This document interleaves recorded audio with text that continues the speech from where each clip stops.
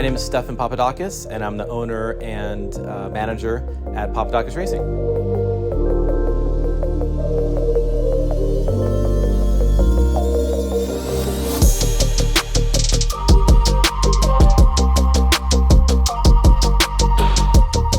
I first got started in the automotive scene basically when I turned 16 and I got my driver's license.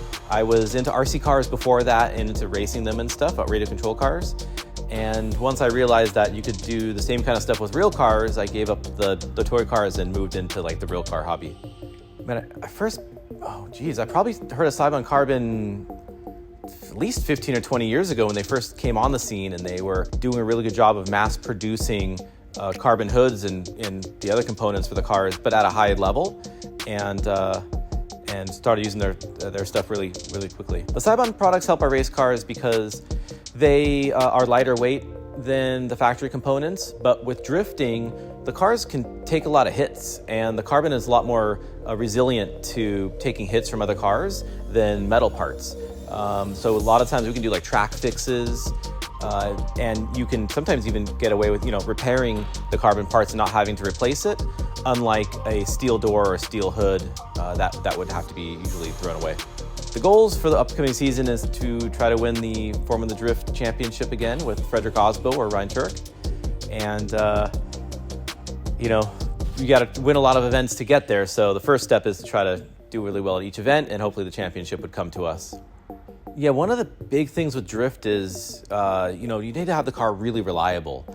And we've gotten to the point to where we can make, a lot of horsepower, 1,000, 1,200, and get the car quite competitive. But it's just making sure the car is always there at each round. So we're always working to make sure the engine's more reliable. If there happens to be some kind of contact between the two cars, that the car doesn't break, or we can fix it within the time allotted by Formula Drift, which is less than 5 minutes.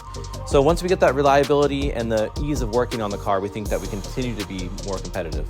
So our Mark V Super Drift car is heavily modified for drift. We still use the factory B58 inline 6-cylinder engine, but it runs a larger turbocharger, plus nitrous, fully built engine, pistons, rods, valve train, and it makes 1,200 horsepower when we have it all turned up. We also use a full suspension package from Wisefab Suspension, and they do all the control arms and steering and everything for us. And we use the RSR suspension coilovers on it. We have seen some EV drift competitors in the past with the Camaro. It wasn't that competitive, and they had a lot of stuff to work out. I feel like there's the opportunity for some EV cars to come in, and they could be competitive, but I don't know of any at the moment, but I'd love to see some in the competition. This season, I think that the competition is going to continue to be tight. I think you'll see a lot of different winners, and good action on the track. You've got obviously Frederick Osbo, Ryan Turk on our team, Jonathan Castro that comes from Dominican Republic, plus all the normal, the other guys that are really competitive. But my understanding is there's some new international drivers coming back for 2023. So that'll again raise the bar of the competition and make it, more difficult to get those round wins. Really, our success comes down to a really good crew of guys. We've got like Sean and Aldo and Matt, and obviously the drivers, Frederick and Ryan, and the companies we work with, like, Rockstar Energy Drink, Toyota, Seibon, of course, and the many others. And it's that whole team of companies and suppliers and crew guys and drivers and everything that makes it not only competitive, but fun as well. You can find me on Instagram at Steph Papadakis, StepHPApadakis. And we also have a YouTube channel, Papadakis Racing.